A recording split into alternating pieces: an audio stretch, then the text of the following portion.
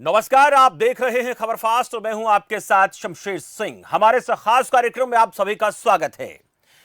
सियासत क्या से क्या करा देती है, बेगानों को अपना और अपनों को बेगाना बना देती है। इनेलो से अलग होकर बनी पार्टी जननायक जनता पार्टी, जिसके नेता दुष्यंत चौटाला ने 2019 विधानसभा चुनाव में यह कहकर एक माहौल बना दिया था कि जननायक जनता पार्टी का चुनाव निशान चाबी ये केवल चुनाव निशान नहीं है बल्कि ये सत्ता की चाबी है। और उनका कहा सही साबित हुआ। जेजेपी के 10 विधायकों के बल पर हरियाणा में जननायक जनता पार्टी और बीजेपी गठबंधन की सरकार बनी, लेकिन वक्त वक्त पर जेजेपी के कुछ विधायकों की नाराजगी लगातार देखने को मिल रही है। ताजा मामला कृषि बिलों को लेकर है।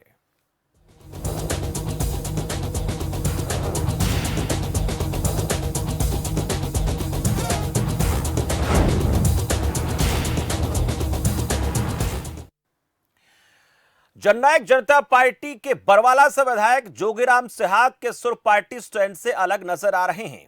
सिहाग ने कहा है कि वो इन कानूनों के समर्थन में नहीं हैं और अगर जरूरत पड़ी तो वे विधायक पद से इस्तीफा दे देंगे।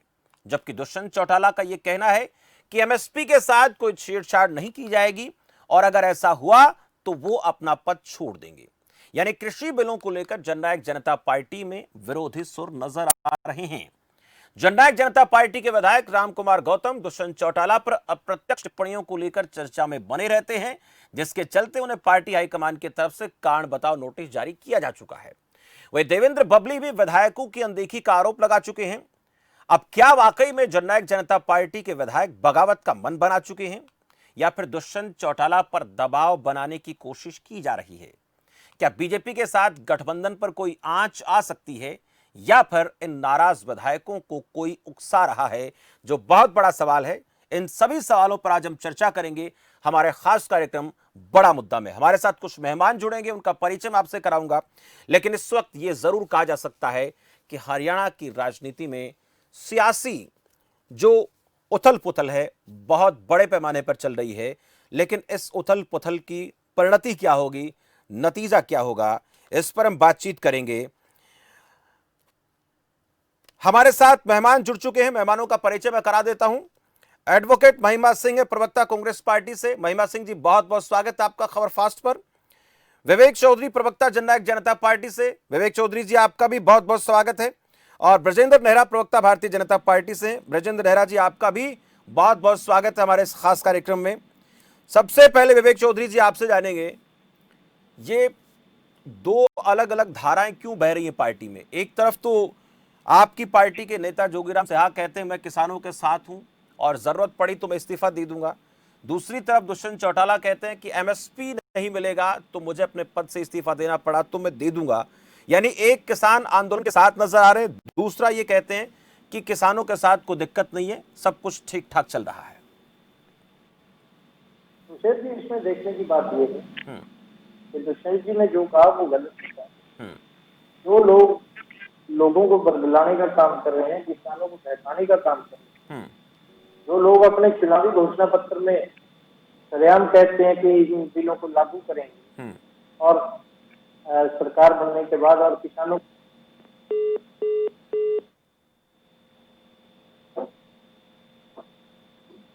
चले, संपर्क टूट गया है। आऊंगा विवेक चौधरी जी आपके पास, आपकी आवाज मुझ तक नहीं आ पा रही है। महिमा सिंह जी, जैसे कि लगातार आप लोगों को ये कहकर निशाना आप पार्टी पर साधा जा रहा है कि आप लोग अपने मैनिफेस्टो में तो बातें लिखते हैं, लेकिन जब वही काम सरकार करती है तो आप लोग विरोध करना शुरू कर देते हैं। और जेजेपी भी यही कह रही है, जो हरियाणा में सरकार के साथ गठबंधन में है, कि बरगलाया जा रहा है किसानों को। कांग्रेस पार्टी ऐसा कर रही है, किसानों के कंधे पर बंदूक रखकर निशाना साधने की कोशिश कांग्रेस पार्टी कर रही है। शमशेर जी, आपकी बात का जवाब देने से पहले ये बात याद दिला दूं, हम यहाँ पे किसानों की बात कर रहे हैं, समाज के उस तबके की बात कर रहे हैं जो सबसे संजीदा कामों में से एक काम करती है। कड़ी धूप हो, कड़ी बारिश हो, कड़ी ठंड हो, वहां खड़े रह करके अपना काम करते हैं। और ऐसी संस्कृति बिना समझदारी के, बिना सही गलत का फर्क कर पाने के मुमकिन नहीं है। तो किसान कोई छोटा बच्चा नहीं है किसान कोई कमतल नहीं है जिन्हें बरगलाया जा सकता है, वे अपने लिए सही गलत तय करना जानते हैं। ऐसा कह के सबसे पहली बात तो मैं ऐसा कहने वालों के बयान की निंदा करती हूँ, क्योंकि वे न सिर्फ किसानों के जो इंटरेस्ट हैं, जो किसानों के हक की बात है सिर्फ उसको दबा रहे हैं, बल्कि वो तो उस किसान को जो अपने हक की लड़ाई लड़ रहा है वे उसे नीचा भी दिखा रहे हैं। और दूसरी बात ये कि हमारे मैनिफेस्टो में क्या लिखा गया था, मैनिफेस्टो जो असलियत है या मैनिफेस्टो को कैसे लागू किया जाए वो तो तभी सामने आता है जब चुनकर कोई सरकार आती है। चुनकर तो जनता ने जनादेश जो दिया था वो जेजेपी को बीजेपी के खिलाफ दिया था, जो वोट बीजेपी के खिलाफ गए थे वो जेजेपी को मिले थे। पर खैर जो भी रहा इन लोगों ने सरकार मिलकर के बना दी। अब ये सारी बातें जो भी ये लोग कह रहे हैं, जो कुछ भी बयानबाजी कर रहे हैं, किसानों को नीचा दिखा रहे हैं, दूसरों के कंधों पे रखकर बंदूक ये लोग चला रहे हैं और अपना आईना दूसरों को दिखाने की कोशिश कर रहे हैं कि याद रखें ये बात कि जनता सब जानती है, जनता को दिखाई दे रहा है आप क्या कर रहे हैं। किसान आंदोलन शुरू होते ही सबसे पहले उप मुख्यमंत्री के छोटे भाई ने बयान दिया था, जो बयान बिल्कुल साफ तौर पे उनके खिलाफ था। अब उनके विधायक भी वो खिलाफत करने पे उतार आए हैं। तो एक एक करके सब लोग ठीक है। महिमा सिंह जी जवाब लेते, विवेक चौधरी जी जुड़ गए। हम यही बात जो आप लोग कह रहे हैं उनका भी मैंने जवाब लेने की पहले भी कोशिश की थी, इस तरह की बातें होती रहती। विवेक चौधरी जी, कांग्रेस पार्टी भी यही बात कह रही कि आपकी पार्टी के विधायक ही इस बात को लेकर अलग सुर अख्तियार कर रहे हैं, अलग बात बोल रहे हैं, तो फिर ऐसे में कांग्रेस पार्टी को क्यों निशाना बनाया जा रहा है? मैंने शमशेर जी सिर्फ कांग्रेस पार्टी की बात की थी, कांग्रेस का मैंने नाम नहीं। विपक्ष है सर, विपक्ष में कौन है? हरियाणा में विपक्षी पार्टी कौन है? नहीं, एक चीज है, कांग्रेस का मैंने नाम नहीं लिया। ये तो वही बात होगी चोर की दाढ़ी में चिंता। तो आप किसका नाम ले रहे थे? बहुत अच्छी तरीके से कहा आप कि किसका नाम ले रहे होता है अगर सरकार नहीं होता है। विवेक चौधरी जी, तो आप किसका नाम ले रहे हैं? किसका नाम ले रहे हैं? मैं जानना चाह रहा हूं आपसे, हरियाणा में विपक्ष में कौन है, किसका नाम ले रहे हैं आप? विपक्ष में दोनों ही है, इनेलो है और आपकी कांग्रेस है। इनेलो के विधायक कितने हैं? मैं वही बात कर रहा हूँ। आप लोग तो कहते हैं इनेलो का वजूद खत्म हो गया है, आप कहते हैं इनेलो पार्टी, आप खुद ही कहते हैं आपके सामने तो आप लोग, विवेक जी एक मिनट, आप खुद ही कहते हैं इनेलो का जनाधार खिसक गया है, तो फिर पार्टी कहां से आपके हिसाब से? तो बचा कौन विपक्ष में आपके हिसाब से? कांग्रेस पार्टी बची। तो फिर इन्होंने मैनिफेस्टो में क्या लिखा वही पूछा मैं तो ठीक है, वो तो ये जवाब देंगे, लेकिन मैं आपसे ये जानना चाह रहा था आपकी पार्टी के, विवेक चौधरी जी, आपकी पार्टी के जोगीराम सिहाग क्या कह रहे हैं? आज ये मुद्दा है, देखिए हम कोई भी व्यक्ति जिसने वोट दिया वो ये चाहता है कि सरकार जो बने सुरक्षित रहे, 5 साल चले, लोगों के विकास के कामकाज करे, चाहे वो गठबंधन में बने चाहे वो अकेली पार्टी की सरकार बने। लेकिन अब जो आपकी पार्टी के विधायक इस तरह की बात करेंगे, वो तो पहले वाला किस्सा छोड़ेंगे, आपको तो रामकुमार गौतम की बात करेंगे, या भी कुछ दिन पहले की हम बात कर लेते हैं, टोहाना से बबली की बात कर लेते हैं, वो भी मैं चर्चा में आऊंगा। लेकिन ये जो बातें हो रही हैं किसानों के साथ, एक तरफ तो दुष्यंत चौटाला कहते हैं किसान निश्चिंत रहें, लेकिन जोगीराम जी किसानों के साथ खड़े हो जाते हैं, उनके आंदोलन में चले जाते हैं, ये क्यों हो रहा है? नहीं, आंदोलन में जाने से क्या दिक्कत होगी? हाँ, अगर जा रहे हैं किसानों के बीच में जा रहे हैं, उनको लगता है ना, उनको ये लगता है कि ये बिल किसान विरोधी है, उनको ये लगता है कि बिल किसान विरोधी है। ऐसा कुछ नहीं है। उन्होंने कहा अगर जरूरत पड़ी तो मैं इस्तीफा भी दूंगा। हाँ। अगर किसानों के साथ कुछ गलत होता है। दुष्यंत जी ने भी यही बात कही कि अगर किसानों को एमएसपी नहीं मिलता तो मैं इस्तीफा दूंगा। आज दिक्कत यहाँ ये आ रही है कि अगर यानी आपको आपकी पार्टी के विधायक जो हैं वो किसान आंदोलन के समर्थन में, आपको दिक्कत नहीं इस बात से, लेकिन सरकार कहती है समर्थन में नहीं है, ये किसानों को समझा रहे हैं। हाँ, नहीं आंदोलन कौन कह रहे हैं? सर आंदोलन में जा रहे हैं, ट्रैक्टर पर जाने की तैयारियां हो रही है आप कहते हैं। एक चीज है, ट्रैक्टर तो हम लोकसभा तक लेके चले गए। मैं तो आपसे देखिए सर, जिस ट्रैक्टर को दुष्यंत चौटाला ने हथियार बनाया, उसी ट्रैक्टर को आपकी पार्टी के विधायक हथियार बना रहे हैं किसानों के लिए। ऐसा कुछ नहीं है। आज के दिन किसान भी सूझबूझ वाला है और किसान एक ऐसी कौम है जो सबसे आगे चलती है और सबसे सही इन्फॉर्म। तो फिर बरगला कौन रहा है किसानों को? फिर बरगला कौन रहा है किसानों को? कर रहे हैं ये लोग, कर रहे हैं जो वहां जाके भाषणबाजी करते हैं। हाँ। और खुद के मैनिफेस्टो में ये पॉइंट डालते हैं। इनसे पूछिए नहीं, ये मैं तो कहते हैं आपसे कि सर, मैं तो मैनिफेस्टो पूछ रहा हूं, तब हम तो अगर सरकार जिस दिन से कांग्रेस की एक बनती मिनट तो एक मिनट मैनिफेस्टो विवेक लागू चौधरी होता जी, है। जिस दिन से किसानों ने आंदोलन शुरू किया, सरकार बिल लेकर आई, सरकार ने बिल पास कराई, अध्यादेश लेकर आई, जब से माहौल गर्म हुआ तब से इस पूरे प्रकरण को लेकर विरोध हुआ, या आपका कहना कि राजनीति और ये तमाम बातें चर्चा हम कर रहे हैं और ये सवाल हम पूछ चुके हैं, लेकिन अब तो नया जो मुद्दा है वो आपकी पार्टी का है।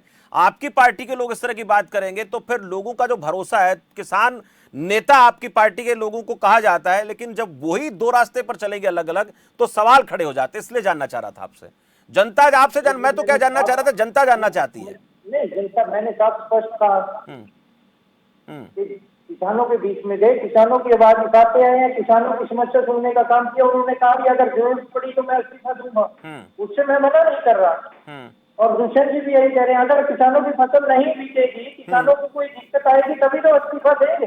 इसमें मुद्दा बनाने की तो कोई बात ही नहीं है। अगर किसानों को दिक्कत आए तभी तो दुष्यंत जी इस्तीफा देंगे, तभी वो इस्तीफा देंगे। इसमें कौन सी किंतु परंतु है? किसानों को दिक्कत आएगी नहीं, मंडी में जाके फसल बिकेगी, क्या दिक्कत है उसमें? एमएसपी उनको मिलेगा, एक एक दाना बिकने का काम होगा।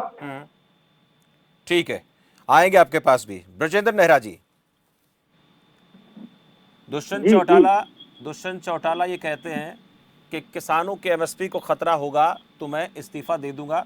सरकार भी कहती है एमएसपी खतरे में नहीं है, लेकिन सवाल मेरा जननायक जनता पार्टी से ये था कि विरोधी स्वर मुखर होता है।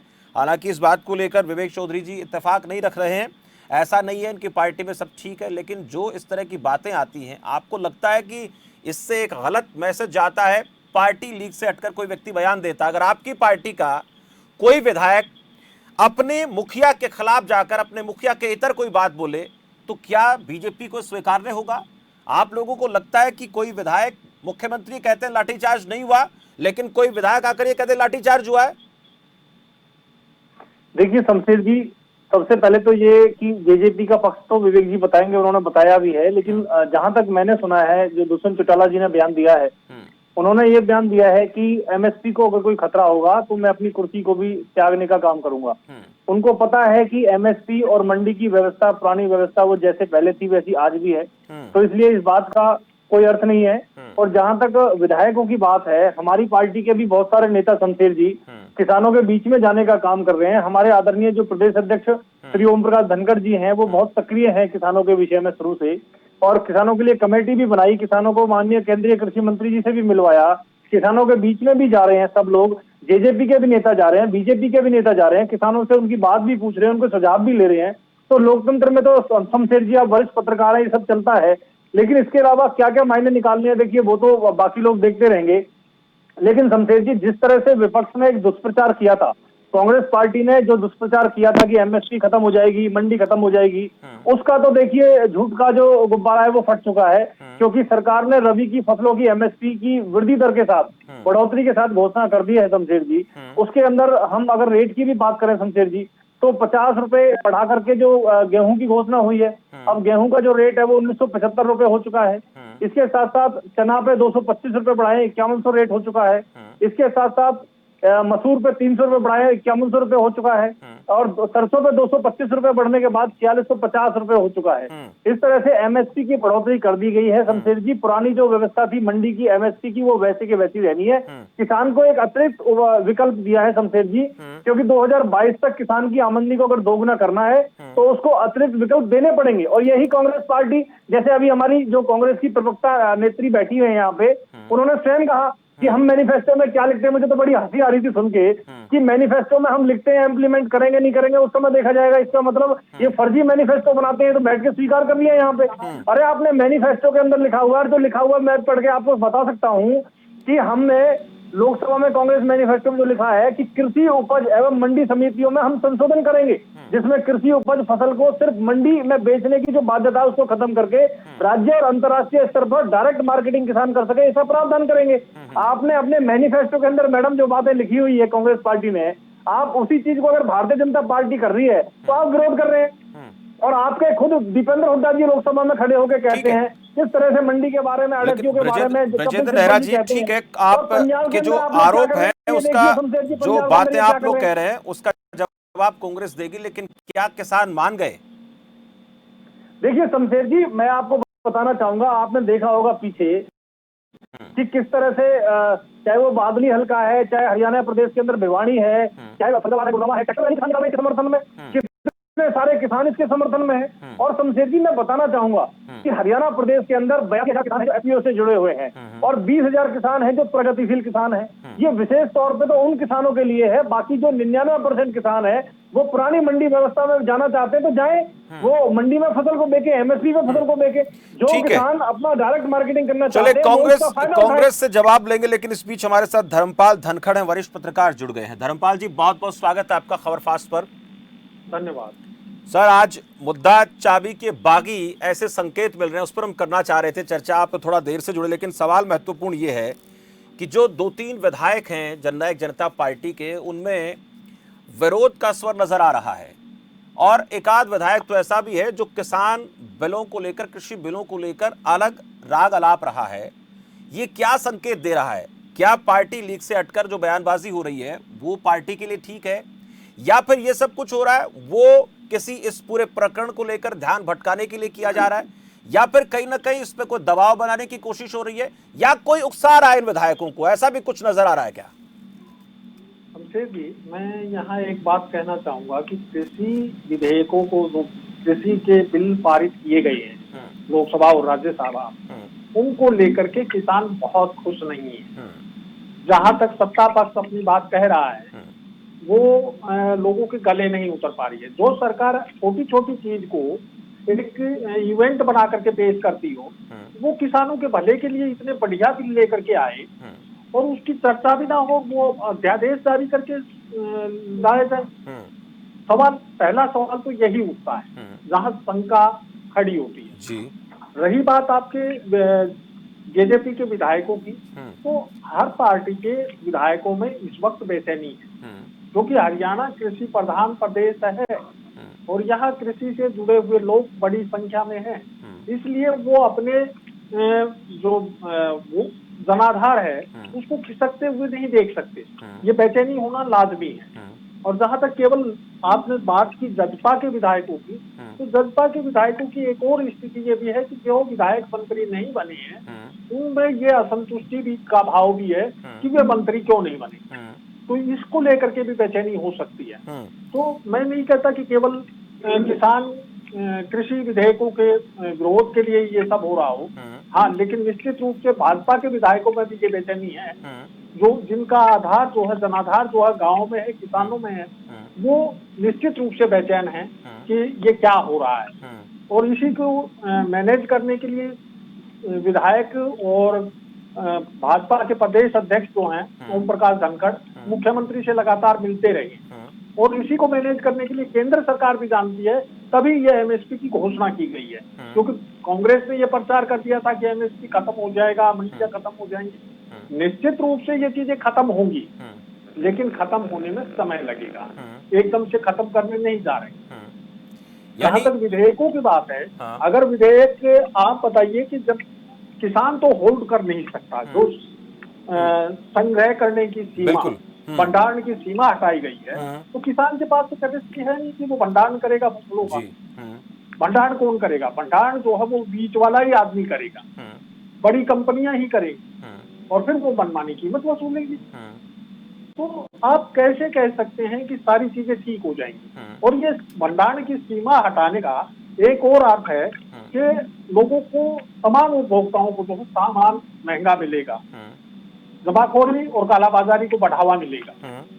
तो इस चीज की तरफ सरकार को देखना चाहिए। इसीलिए कहीं ना कहीं, हालांकि जो दबाव है वो भारतीय जनता पार्टी के विधायकों में तो है, लेकिन एक मिनट मैं धर्मपाल जी से पूछ रहा हूँ, लेकिन इसमें जो किसानों की हितैषी पार्टी होने का दावा, वो इंडियन नेशनल लोकदल हो या फिर हम जननायक जनता पार्टी की बात करें, इन पार्टियों के नेताओं में बेचैनी कुछ ज्यादा है। इस बेचैनी का कुछ फर्क पड़ सकता है सरकार की स्थिति पर, देखिए राजनीतिक तौर पर अभी तक तो मुझे नहीं लगता कि ऐसा कुछ खास फर्क पड़ने वाला है, लेकिन अगर यह आंदोलन उग्र हुआ और तेज हुआ, आंदोलन बढ़ा, तो निश्चित रूप से सरकार पर भी इसका असर पड़ेगा। ब्रजेंद्र नेहरा जी, आप कुछ कहना चाह रहे थे? मैं शमशेर जी, जो धनखड़ जी ने जो बात की है, मैं उसका जवाब शमशेर जी इसलिए देना चाह रहा था कि क्योंकि इससे गलत संदेश जाएगा। धनखड़ जी, मेरा आपसे विनम्र निवेदन है, आप बड़े वरिष्ठ पत्रकार हैं, लेकिन जो आपने जमाखोरी की जो बात की है धनखड़ जी, इस मामले में मैं आपको बताना चाहूंगा कि कोई व्यापारी जब किसान से कोई भी माल खरीदेगा, पहली बात तो आपने स्टोरेज की जो बात की है वो किसान के लिए भी ओपन है। अब किसान भी अपना स्टोरेज कर सकता है अपने माल को, पहले नहीं कर सकता था। अब वो स्टोरेज करके जब उसका दाम ज्यादा मिलेगा तो वो बेच सकता है। दूसरा, आपने जो स्टोरेज की बात की है उसमें सरकार के अन्य अपने पास राइट रखे हैं कि फल और सब्जी के जिस दिन 1.5 गुना रेट और फसल के जिस दिन 2 गुने रेट पे अगर कोई व्यापारी माल लेके बेचेगा तो सरकार अपने हाथ में उसकी कमान ले लेगी, पहली बात। दूसरा, जो आपने बात की है कि वो स्टोरेज करेगा, तो आप ही मुझे बताइए कि सारी फसलों के तो एमएसपी सरकार तय नहीं करती है। मैं धान का एग्जांपल देता हूं, क्योंकि धान का सीजन है। मोटा जो धान होता है, जो परमल होता है, उसका सरकार एमएसपी तय करती है, लेकिन बासमती 11-21-1509 जो बासमती की किस्म है, ये तो पहले भी मंडी के अंदर प्राइवेट व्यापारी लेते थे, और पहले भी अगर वो चाहते थे तो स्टोर कर सकते थे, कोई रोक टोक नहीं थी कैसी भी। वो कितना भी माल खरीदे और आगे अपना किसी भी तरह से बेचे, उसमें पहले कौन सी रोक टोक थी? धनखड़ जी जवाब रहेगी। इसलिए इस तरह का कोई भी बात होने वाली नहीं है। सरकार ने सारे अधिकार अपने पास रखे, किसान के हितों को सुरक्षित करते हुए कानून बनाए शमशेर जी। किसानों के लिए क्रांतिकारी कदम होगा। किसान अपनी मनमर्जी से देश में कहीं भी फसल बेच सकता है, अपने दामों पर बेच सकता है। ठीक है विवेक चौधरी जी, लेकिन इस शंका को भी आप लोगों को दूर करना पड़ेगा जो कहीं ना कहीं थोड़ी बहुत लोगों में नजर आती है। बहुत से ऐसे किसान है, और कल जिस तरह से किसानों ने बंद का आह्वान किया वो भी दिलचस्प रहेगा कि क्या सरकार की बात को किसान ने स्वीकार किया है या फिर सरकार ने जो दावा किया उसको अस्वीकार कर दिया है। मैं एक महिमा सिंह जी आपसे पूछना चाहूंगा कि आप लोगों पर यह आरोप लग रहा है कि आप सरकार को यानी भारतीय जनता पार्टी को टारगेट करने की बजाय जननायक जनता पार्टी को ज्यादा फोकस में ले रहे हैं, जबकि आप लोगों को जो नीतियां बन रही है केंद्र सरकार बना रही है, यहां पर मुख्यमंत्री भारतीय जनता पार्टी के हैं, उनको प्रत्यक्ष तौर पर टारगेट बनाने की बजाय जननायक जनता पार्टी के मुखिया यानी डिप्टी सीएम को टारगेट आप लोग बना रहे हैं, क्यों?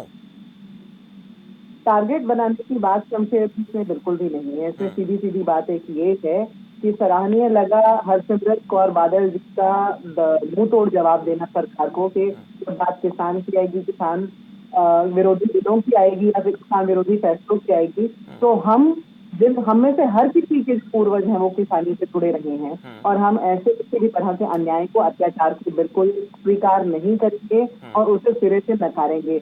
उसी प्रकार से हमारे नेताओं ने हरियाणा में जो खुद को ताऊ देवीलाल के किसान नेताओं के सक्सेसर होने का दावा करते हैं, उनके वंशज होने का दावा करते हैं, हमने तो उनसे सच्चे सवाल उठाया है कि आप अगर इतने ही जो हितैषी हैं, किसान हितैषी हैं, आपकी रगों में किसानों का खून दौड़ता है, तो फिर कैसे आपके अंदर वो बहता हुआ खून ललकार नहीं रहा ऐसे फैसलों को जो किसानों के ऊपर वाटर कैनन चलाते हैं, जो किसानों के ऊपर लाठियां बरसाते हैं। आपके नेता जेजेपी के नेता बयान देते हैं कि ताऊ देवीलाल के वंशज ऐसा होने नहीं देंगे और ये लाठियां किसानों के ऊपर बरसने नहीं देंगे, और आपके जो मुख्यमंत्री भी हैं वो बयान देते हैं कि लाठीचार्ज हुआ ही नहीं। तो जो बरगलाने की बात ये लोग कर रहे हैं, कहते तो जनता को बरगलाना बंद करें, जनता को बरगला तो पाएंगे ही नहीं, ये तो सवाल से बाहर ही है, लेकिन जनता को बरगलाने की कोशिश करना भी बंद करें, ये बेकार रहेगा। और दूसरी बात ये कि भारत बंद जो कल होने जा रहा है, एक छोटा सा नमूना कर्नाटक में हम परसों देख चुके हैं। कर्नाटक में ऑलरेडी पहुंच चुका है और बहुत से स्टेट पहुंच चुका है, तो इनको ये इस बात का मुंह तोड़ जवाब दिया जाएगा। एमएसपी की घोषणा की बात आप जहां तक कर रहे हैं, माननीय प्रधानमंत्री की रबी और खरीफ की फसल को ठीक करने में तो कंफ्यूज हो जाते हैं, और ये लोग एमएसपी को बिल में लाने के ऊपर दबाव नहीं देते।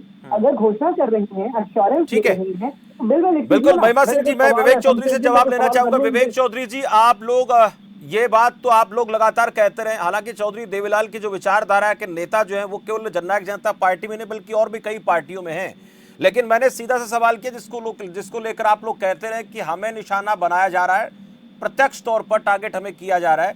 लेकिन एक सवाल ये भी है कि अगर किसानों का विरोध, किसानों का स्वर इसी तरीके से मुखर रहा तो फिर जो किसानों का हितैषी होने के दावा जननायक जनता पार्टी करती रही है, किसानों की पार्टी होने का दावा करती रही है, इसी तरह से विरोध रहा और आपकी पार्टी के और नेता और विधायक इसी तरह से किसानों के साथ रहे, तो फिर आपका रुख क्या होगा? हालांकि आपने कहा कि विरोध किसान जो कर रहे हैं, आंदोलन करने के साथ चले जाए, दिक्कत नहीं है, लेकिन इसी तरह से ये कार्यक्रम चलता रहा तो फिर क्या ऐसा नहीं लगेगा कि आपकी पार्टी के ज्यादातर विधायक आपकी पार्टी के नीति के खिलाफ जा रहे हैं? जी ऐसा कुछ भी नहीं है। अगर विरोध की बात है तो किसानों को आज समझ आ चुका है, किसानों को एमएसपी मिलेगा और जब उनके खाते में डायरेक्ट पेमेंट जाएगी एक एक दाना बिकने के बाद, तो किसान अपने आप ही खुश होगा। और जहां तक कि एक मैडम बात कर रहे विवेक हैं चौधरी जी, विचारधारा एक शंका जो है, एक डर है, मैं आऊंगा, एक बहुत बड़ा डर ये है कि आने वाले कुछ समय तक दिक्कत नहीं होगी, लेकिन कुछ समय बाद स्थिति बिगड़ सकती है, एमएसपी को लेकर खत्म हो सकता है, इस तरह का डर किसानों को सता रहा है। ऐसी बात किसान कहते हैं, किसान नेता भी कहते जी हैं। ने इसीलिए कहा है, साफ स्पष्ट कहा है, अगर एमएसपी के ऊपर कोई आंच आती है तो मैं 1 मिनट नहीं लगाऊंगा अपनी कुर्सी को छोड़ते हुए। दुष्यंत जी को सब पता है, दुष्यंत जी ने सारा देख के आज के दिन अगर बात करते हैं एमएसपी कैसे खत्म होगा, आज यही बता दे कांग्रेस के साथी। आज यहाँ पे बैठ के तो बात करें, जिस टाइम ये बिल पास हो रहे थे तो मैं इनसे पूछना चाहूंगा इनके मुखिया कहाँ थे? जो कांग्रेस के साथी किसान हितैषी होने की बात करते हैं और जो किसान को कहते हैं कि गन्ने की जगह गुरु गाइए, वो बात आज किसानों भी कर रहे हैं, तो आप कहाँ तक के वाजिब समझते हैं? ठीक है, उनको यही नहीं पता। चलिए एक छोटा सा कमेंट धर्मपाल धनखड़ जी से लूंगा। ठीक है विवेक चौधरी जी, धर्मपाल धनखड़ जी से छोटा सा कमेंट में चाहूंगा। धर्मपाल धनखड़ जी, जननायक जनता पार्टी पर चाहे बेशक इनके पार्टी के नेता प्रवक्ता इस बात को नकारते रहें, लेकिन धनखड़ साहब दबाव तो है, इसमें कोई संदेह नहीं है।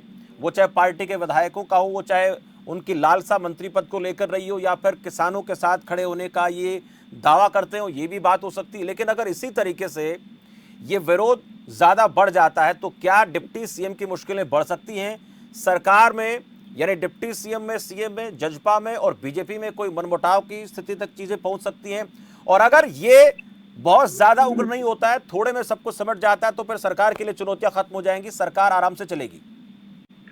हाँ जी शमशेर जी, आपने सारी बातों के जवाब अपने सवाल में ही दे दिए कि किस तरीके से दबाव बढ़ेगा, और दबाव बढ़ेगा तो निश्चित रूप से स्थितियां बिगड़ सकती हैं। वो जेजेपी के लिए भी दिक्कत हो सकती है और सरकार के लिए भी, हरियाणा सरकार के लिए भी दिक्कत हो सकती है। और दबाव नहीं बढ़ेगा तो निश्चित रूप से सरकार समूची चलती रहेगी। तो यहाँ कोई ऐसी दिक्कत वाली बात नहीं है। लेकिन जहाँ साफ दिखाई दे रहा है कि किसान वर्ग अगर विरोध में आता है, ये कल ही पता लग जाएगा।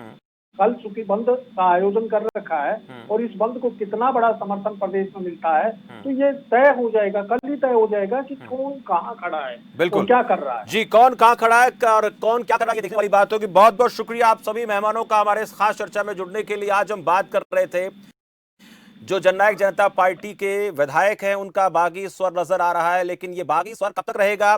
किसान आंदोलन अगर उग्र होता है तो फिर ये बगावत का स्वर और तेज हो सकता है, और अगर ये शांत रहता है, बहुत ज्यादा इसमें विरोध देखने को नहीं मिलता है, तो ना जेजेपी के लिए संकट होगा, ना सरकार के लिए, और ना डिप्टी सीएम के लिए कोई मुश्किलें खड़ी होने वाली हैं। फिलहाल आज के चर्चा में इतना ही, मुझे दीजिए इजाजत और आप देखते रहिए खबर फास्ट। नमस्कार।